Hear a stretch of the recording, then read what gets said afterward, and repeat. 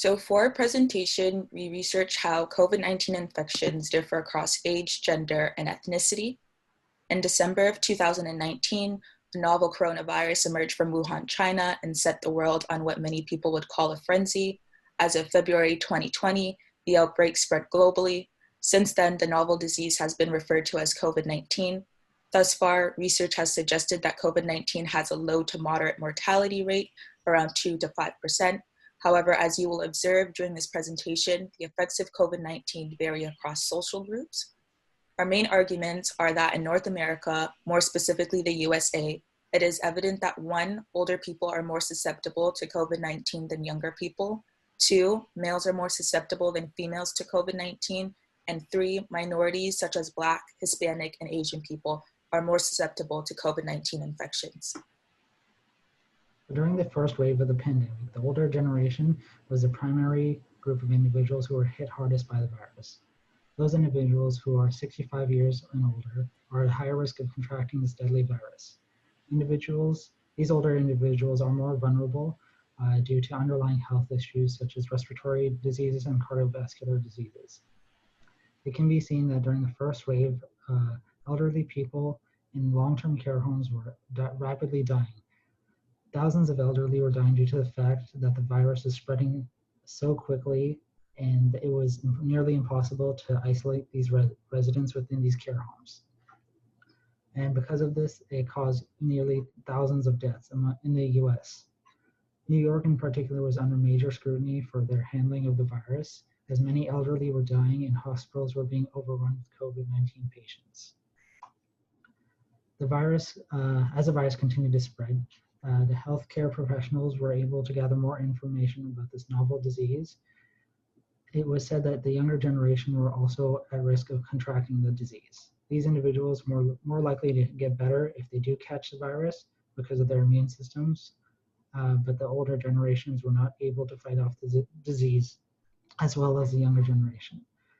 And though the younger generation could fight off the disease, it didn't mean that they weren't left without severe health complications in the long run. Throughout the states, there were reports of young adults contracting the virus more and more as the pandemic continued on.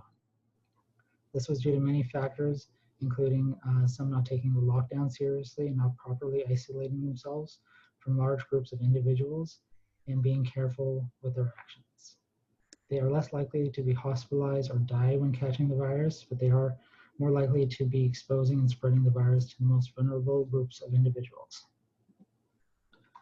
And this chart here shows the cumulative rate of hospitalizations in the US per 100,000 of the population.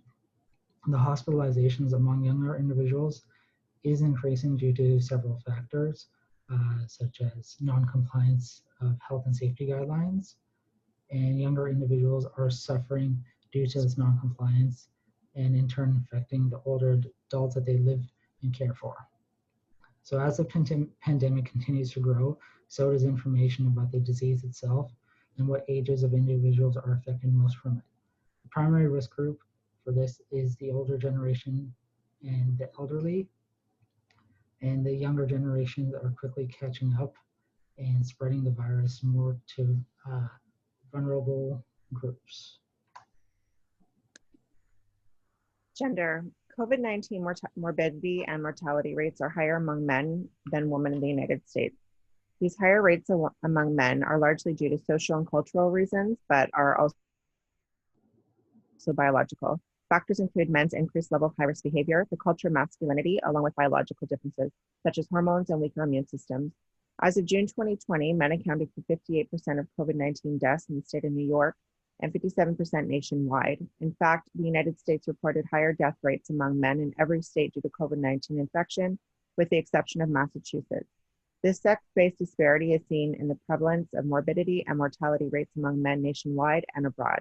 When observing through a social and behavioral lens, we know men tend to engage in more high-risk behavior than women, which may ultimately expose them to the virus. A US study found that men were more likely to downplay the severity of COVID-19, less likely to wear masks, and were less likely to avoid large public gatherings. Furthermore, men have lower rates than women of hand washing, social distancing, and are less likely to seek medical help when needed. Social constructs of masculinity have shamed men into avoiding medical help. Men have been socialized to mask their fear, which is another element in the gender disparities of COVID-19. As we observe the biological disparities among the sexes in COVID-19, there are also certain worthwhile observations. In one study, Kopel et al. Studied the gender-based disparities of the virus. They suggested that there are differences in sex hormones, sex chromosomes, genetic polymorphisms, and epigenetic modifications, which can impact immune responses differently between males and females. With these physiological disparities in sexes have been observed, it has not been pinned to solid causation. In fact, these disparities should be observed with a multifaceted approach. This graph represents the increase in mortality among men with COVID-19. While these variations in gender disparities may offer some important information in the understanding of severity and mortality among the sexes, it does not provide enough evidence to explain why men are dying at higher rates than women. There is not enough data to fully conclude an explanation, and this data should be analyzed using an intersectional approach, which should also include age, ethnicity, comorbidities, and socioeconomic status.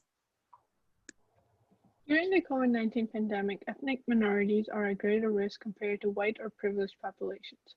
Within the minority ethnic group, Black people and Hispanic groups are twice as likely to be infected by coronavirus as compared to Asian groups in the United States.